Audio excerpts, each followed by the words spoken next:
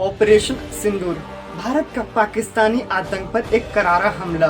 Pahalgam attack के बाद Pakistan cease fire violet कर रहा था और उसे चुप कराने की सख्त जरूरत थी, तो इंडियन आर्म फोर्सेस ने वही किया और पाकिस्तान की नॉट टेररिस्ट साइट जहां पर उन्हें ट्रेन किया जाता है वहीं पर अटैक किया। बहवलपुर, सिराज मरकज अब्बास, सैयदना बिलाल कैंप्स और ऐसे ही मरकज तैयबा, मरकज अहले हदीत, शिवानी नल्ला कैंप्स और एटली के साइट मुजाहिदीन और सियालकोट और Kotli.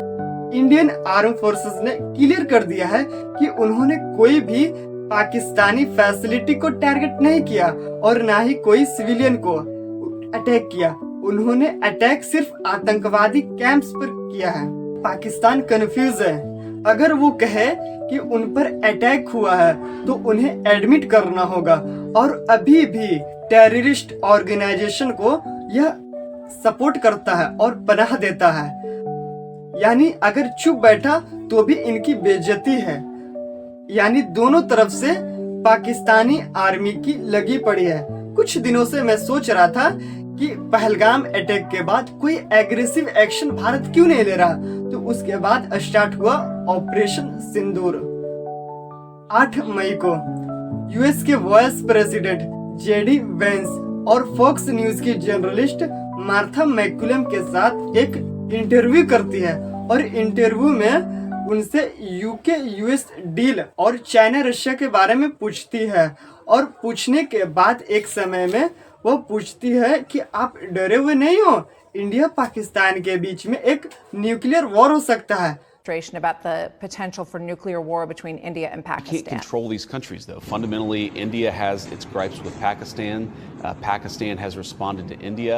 What we can do is try to encourage these folks to de-escalate a little bit, but we're not going to get involved in the middle of war that's fundamentally none of our business and has no. US statement बहुत ही clear है कि यह मामला India और पाकिस्तान के बीच में है, इसमें हम नहीं आएंगे। और 24 घंटों के बाद पता चलता है कि सिचुएशन कुछ अलग है।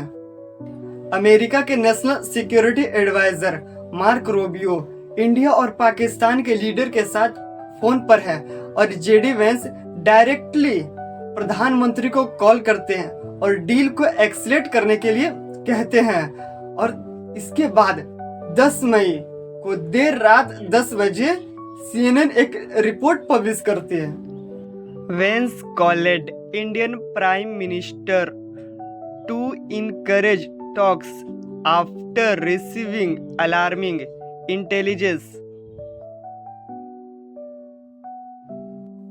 मतलब अमेरिका को अलार्मिंग इंटेलिजेंस मिली जिसकी वजह से उसके वाइस प्रेसिडेंट को पूरी तरह से पलट गए। उन्होंने कहा था कि हमारा लेना देना नहीं इस चीज से, लेकिन 2 दिन के अंदर प्रधानमंत्री को कॉल करके डायरेक्ट डेड एक्सलेट करने के लिए कहा। ऑपरेशन सिंदूर के बाद पाकिस्तान एक ट्रैप में फंस रहा है, लेकिन हम मानते हैं कि किसी भी देश में ताकत का सबसे बड़ा हिस्सा उसकी इकोनॉमी होता है और भारत और पाकिस्तान के बीच में एक कंपैरिजन करते हैं। इस वीडियो के अंदर हम जानेंगे कि भारत और पाकिस्तान एक दूसरे के कंपैरिजन में कहां पर स्टैंड करता है।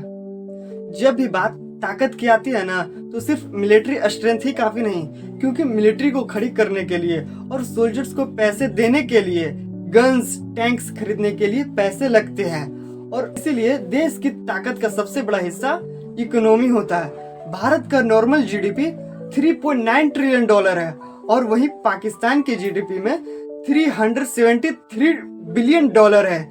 यानी भारत की जीडीपी पाकिस्तान की जीडीपी से लगभग 10 गुना अधिक है।